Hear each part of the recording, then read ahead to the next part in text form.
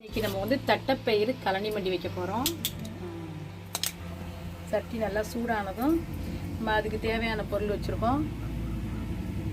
வெங்காயம், சின்ன வெங்காயம் போட்டால் தான் நல்லாயிருக்கும், நல்லா டேஸ்ட்டாக இருக்கும். சின்ன வெங்காயம், கடுகு, உளுந்தம் பருப்பு, மிளகா பிச்சு வச்சுருக்கேன், கருவேப்பிலை, தக்காளி, பச்சை மிளகா கட் பண்ணி வச்சுருக்கேன். நம்ம வந்து சூடு வந்ததும் ஆயில் ஊற்றிக்கலாம். கழனி மண்டி வந்து நல்லா டேஸ்ட்டாக இருக்குங்க. கல்யாணத்துலலாம் கூட நாங்கள் தட்டைப்பயிர் போட்டு வைக்க போகிறோம். கல்யாணத்தில் வந்து மொச்சை போட்டு வைப்பாங்க,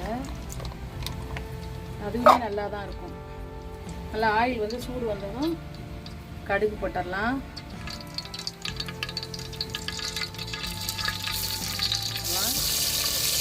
தேங்காய் ஊற்றிக்கலாம், ரொம்ப நல்லது. சின்ன வெங்காயம் நம்ம அடுத்து வந்து வெங்காயம், பச்சை மிளகா, கருவேப்பிலை எல்லாத்தையும் போட்டுட்டு நல்லா வதக்கும்.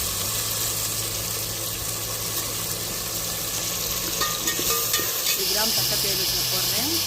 நல்லா எதுவும் இருக்கான்னு பார்த்துட்டு நல்லா போடுங்க.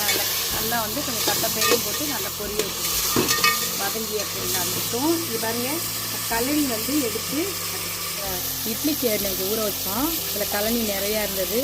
இந்த கழனியை எடுத்துக்கிட்டு நான் புளி கொஞ்சம் போட்டு கரைச்சி வச்சுருக்கேன். உங்களுக்கு புளி எவ்வளோ தேவையோ, நமக்கு புளிப்பு எவ்வளோ தேவையோ அந்த மாதிரி கரைச்சி வச்சுருக்கேன்.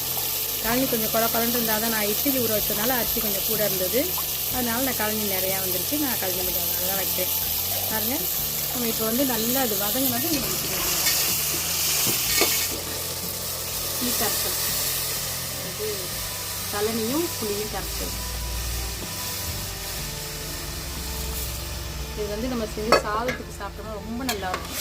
எல்லாருமே குழந்தைங்கள்லாம் விரும்பி சாப்பிடுவாங்க, ரொம்ப டேஸ்ட்டாக இருக்கும். இப்போ தட்டைப்பயிர் வந்து நல்லா வந்து வேகிற வச்சு நம்ம வந்து நல்லா கொதிச்சு இது வேகணும்.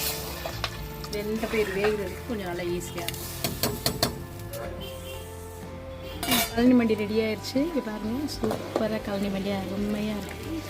இது நீங்கள் சாதத்தில் ஊற்றி பேசின்னு சாப்பிட்டு பாருங்கள், ரொம்ப டேஸ்ட்டாக இருக்கும். பெரியவங்க சின்னவங்க எல்லாமே சாப்பிட்லாம், காரம் இருக்காது. உடம்பு வந்து நம்மளுக்கு வயிறு வேக்காலத்துலாம் ரொம்ப நல்லது. இந்த மாதிரி நீங்கள் செஞ்சு பார்த்துட்டு எங்களுக்கு கமெண்ட்ல சொல்லுங்கள்.